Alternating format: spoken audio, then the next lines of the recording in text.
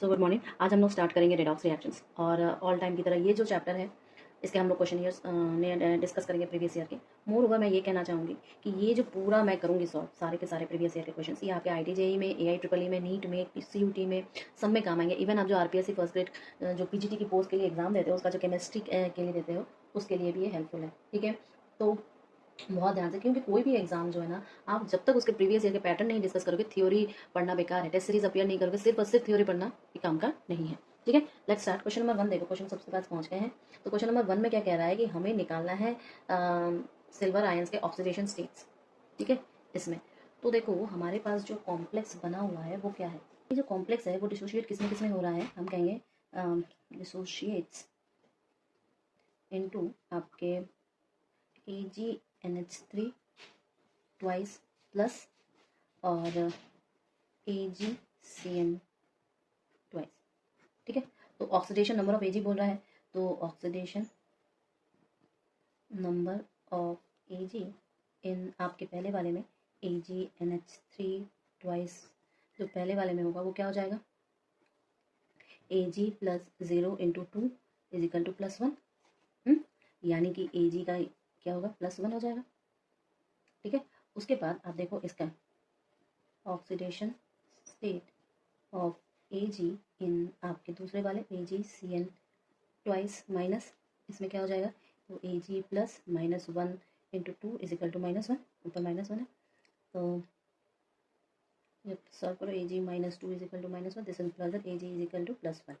ठीक है, तो सम ऑफ बोल रहा है, तो sum of oxidation states of 2 silver ions in आपके AgNH3 twice AgCN twice complex क्या हो जाएगा, 2 हो जाएगा। ठीक है, यहाँ से क्वेश्चन नंबर 2। क्वेश्चन नंबर 2 क्या कह रहा है, आइडेंटिफाई करना है प्रोसेसेस को। ठीक है, आइडेंटिफाई करना है प्रोसेस को। पहला प्रोसेस क्या है आपका, Cr2O7 2-। ठीक है, which change in oxidation state is 5। कौन से ऑक्सीडेशन स्टेट में 5 होएगा, तो 7 से चेंज हो रहा है 2Cr3+ में।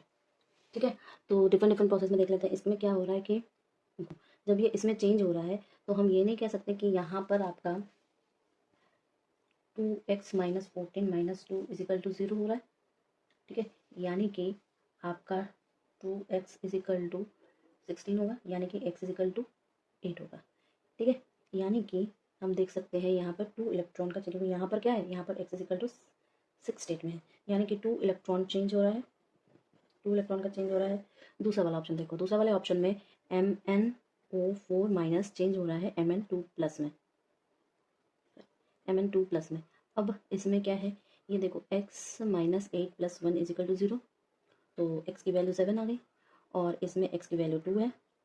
ठीक है, तो हम ये कह सकते हैं भैया यहाँ पर 2 इलेक्ट्रॉन चेंज है, 2 इलेक्ट्रॉन चेंज है। ठीक है, नेक्स्ट वाला क्या है, नेक्स्ट वाला है आपका Cr2O4 2- चेंज हो रहा है Cr3+ में, Cr3+ में। तो यहाँ पर x - 8 - 2 इज इक्वल टू 0, यानी कि x इज इक्वल टू 10 और यहाँ पर x इज इक्वल टू 3 है, तो ये हम कह सकते हैं कि भैया 7 इलेक्ट्रॉन का चेंज हो रहा है। लेकिन पूछा क्या है, पूछा हमसे 5 है, पूछा हमसे 5 है। तो देखो नेक्स्ट पॉइंट, नेक्स्ट वाला क्या है आपका, C2O4 2- चेंज हो रहा है आपके 2CO2 में, यानी कि 2x - 8 - 2 इज इक्वल टू 0, यहाँ पे x इज इक्वल टू 4 है, यहाँ पे क्या आएगा, x इज इक्वल टू 5 है, देयरफॉर 1 इलेक्ट्रॉन चेंज है यहाँ पर। तो जो चेंज इन स्टेट 5 का हो रहा है वो हमारे किससे का हो रहा है, MnO4- का Mn2+ में, ये होगा। ठीक है, क्या change in oxidation state is 5।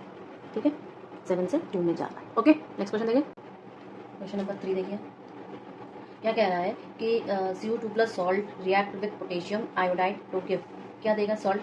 देखो जब वो वाइट पीपीटी देगा, वाइट पीपीटी देगा, ठीक है, तो हम ये कहेंगे कि CO2+ salt react with your potassium iodide, potassium iodide to give आपका CO2I2। ठीक है, जो कि वाइट पीपीटी होता है, जो कि वाइट पीपीटी होता है। तो इसका रिएक्शन क्या होगा ओवरऑल 2Cu2 प्लस जो कि एक्वस फॉर्म में है आपका दे 4I माइनस जो कि एक्वस फॉर्म में है देगा आपका Cu2I2 जो कि सॉलिड पीपीटी आएगा और प्लस I2। इसको लिख दो वाइट पीपीटी। तो क्यों इस रिएक्शन में क्या रिड्यूस हो रहा है Cu2 प्लस रिड्यूस हो रहा है Cu प्लस में और I माइनस ऑक्सीडाइज हो रहा है I2 में। ठीक है, तो वो भी लिख देती हूँ कि इन दिस रिएक्शन जो आपका Cu2 प्लस है रिड्यूस हो रहा है आपके प्लस में रिड्यूस्ड और आपका I माइनस जो है वो ऑक्सीडाइज हो रहा है I2 में ऑक्सीडाइज्ड। यहाँ से क्वेश्चन नंबर 4 क्या कह रहा है the species given below that does not show disproportionation reaction. कौन सा स्पीशीज कौन कौन से स्पीशीज है हमारे पास BrO4 माइनस है BrO माइनस है BrO2 माइनस है और BrO3 माइनस है। अब बताओ इनमें से कौन सा डिसप्रपोर्शन रिएक्शन को नहीं देगा। ऑक्सीडेशन स्टेट्स में हम देख लेते हैं। ठीक है, कैसे देखिए जैसे कि ऑक्सीडेशन स्टेट इसमें अगर हम देखें तो देखते हैं ऑक्सीडेशन स्टेट ये क्या हो जाएगा Br+7 में है। ठीक है, इसमें अगर मैं देखूं तो Br आपका +1 स्टेट में है, इसमें अगर देखूं तो Br आपका +3 स्टेट में है और इसमें अगर देखूं तो Br आपका +5 स्टेट में है। ठीक है, ओके। अब किसी भी स्पीशीज को अगर डिसप्रपोर्शनेशन में जाना है तो उसका जो ऑक्सीडेशन स्टेट होगा वो maximum to minimum values possible values में बीच में होगा। यानी कि मैं यहाँ पे मेन रीजन जो है इसका ये नोट बना के लिख देती हूँ कि फॉर अ स्पीशीज, ठीक है, to undergo disproportion the oxidation state of the element undergoing disproportion should lie between its maximum and minimum possible oxidation values. ठीक है, ये आपका डिस्प्रपोर्शन। तो इसमें पूछा कि भैया कौन सा नहीं कर रहा है तो हम कह देंगे कि BrO4 माइनस। क्यों BrO4 माइनस? क्योंकि ब्रोमीन जो है वो अपने मैक्सिमम ऑक्सीडेशन स्टेट +7 में है, नहीं जा रहा है। ठीक है, सो BrO4 will not undergo disproportionation. ठीक है, डिस्प्रपोर्शनेशन में नहीं जाएगा क्योंकि bromine is in its maximum oxidation state जो कि उसका +7। ठीक है, क्लियर है ना। Now see question number 5। Question number 5 क्या कह रहा है यही तो इसका रीजन है, देख लिया ना। तो हाँ क्या समझ, अच्छा देखो +7 है। अब देखो मैक्सिमम स्टेट और मिनिमम पॉसिबल ऑक्सीडेशन स्टेट जो Br की है +7 और -1 है, +7 और -1 है। ठीक है, तो BrO4 माइनस फर्दर तो ऑक्सीडाइज हो नहीं सकता। ठीक है, इस वजह से वो नहीं। तो मैं लिख दूँ क्या लिखाएंगे आप, चलो लिख देते हैं the maximum and minimum possible oxidation state values of BrR +7 and -1 respectively. ठीक है, तो हम कहेंगे कि BrO4 minus can not oxidise further. ठीक है, hence it can not show disproportionation reaction.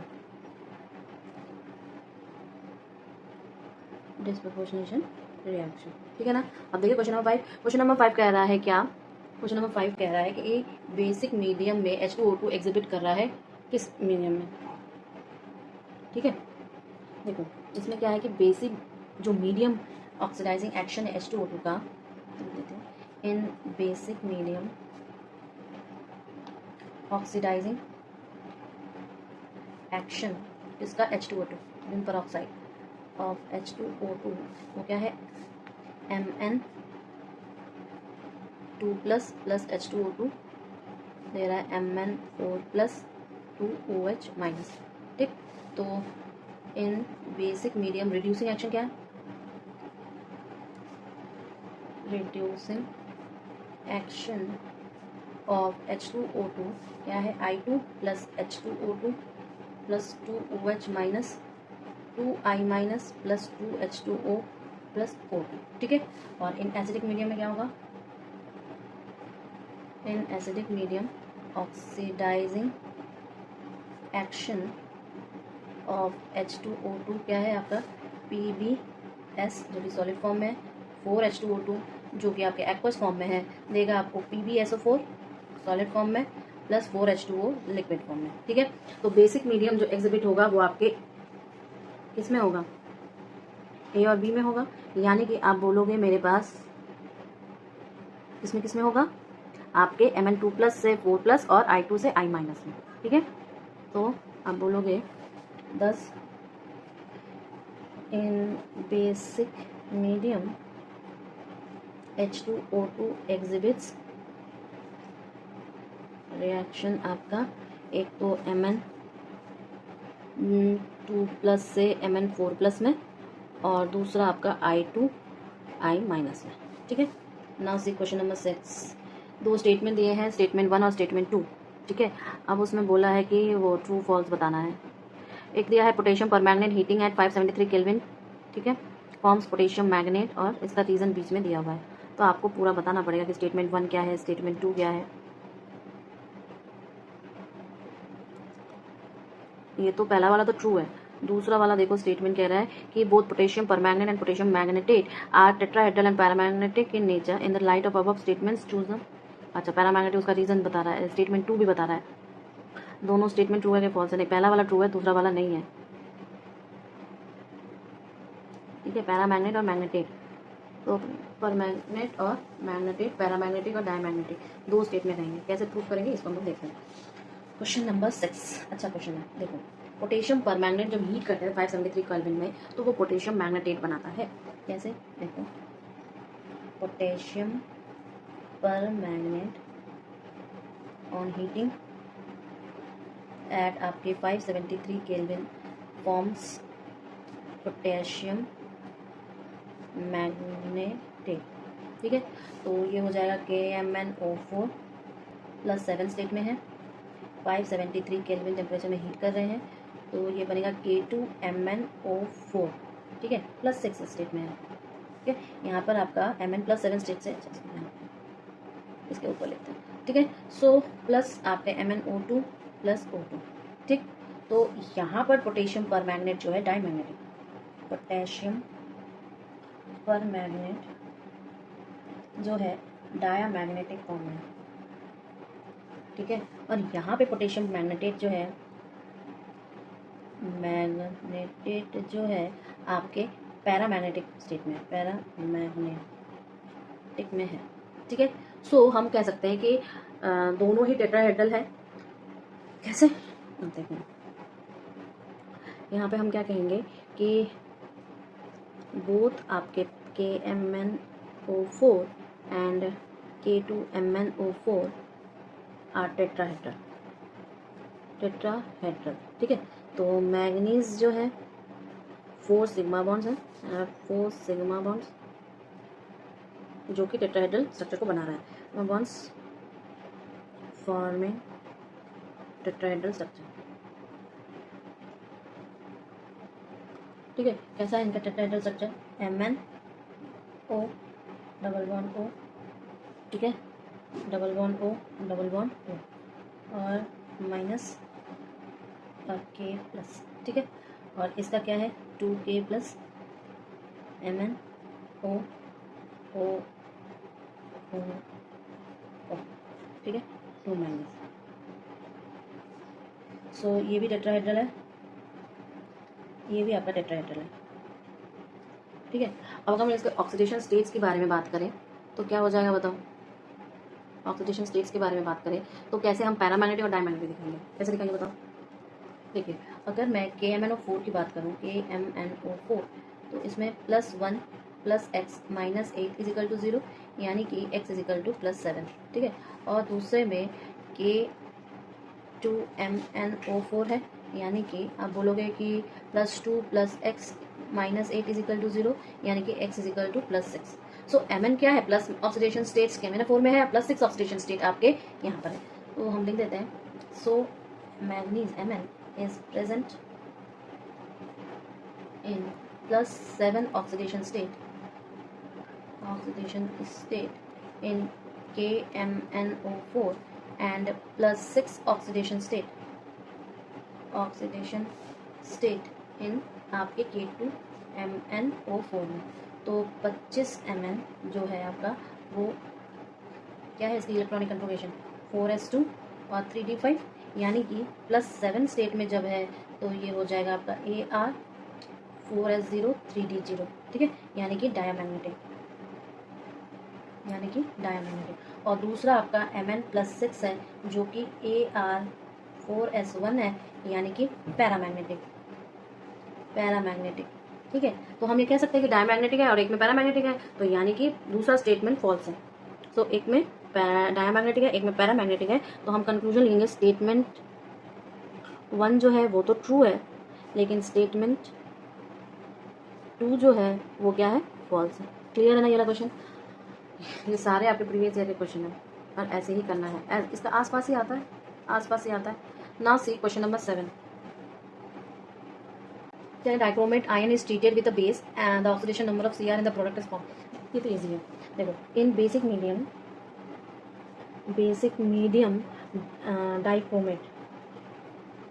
Dichromate ion क्या हो जाएगा आपका, Cr2O7 2-, ठीक है। तो चेंजेस इन क्रोमेट आयन क्या है, CrO4 2-, ठीक है। तो ऑक्सीडेशन स्टेट क्या है, ऑक्सीडेशन स्टेट ऑफ Cr आपके इन CrO4 2- में +6 है, ठीक है। तो ये क्या होगा, CrO4 2- x + 4 - 2 = -2, this implies that x = +6, ठीक है। और डाइक्रोमेट और क्रोमेट का इक्विलिब्रियम अगर करें, क्रोमेट का अगर मैं इक्विलिब्रियम किसके ऊपर डिपेंड कर रहा है, pH दोनों मीडियम के। सो इक्विलिब्रियम डिपेंड्स ऑन क्या है, pH ऑफ द मीडियम, ठीक है। यहाँ Cr2O7 2- +6 में है, CrO4 2-, ठीक है। तो अगर इधर आप बोलोगे तो OH- जो है pH इसका क्या है, >7 है, और एक में आपका H+ का जो pH है वो <7 है, ठीक है। सो हम ये कहेंगे कि ये आपका किस कलर का होता है, ऑरेंज कलर का, ये आपका किस कलर का होता है, येलो कलर का, ठीक है। तो ये डाइक्रोमेट और एक क्रोमेट है, हो जाएगा। तो आपका आंसर मिल गया है, ठीक है। चलो नेक्स्ट, तो आप क्या बोलोगे, 6 का है, इसका आंसर क्या लिखोगे आप, 6, ठीक है ना, हो जाएगा।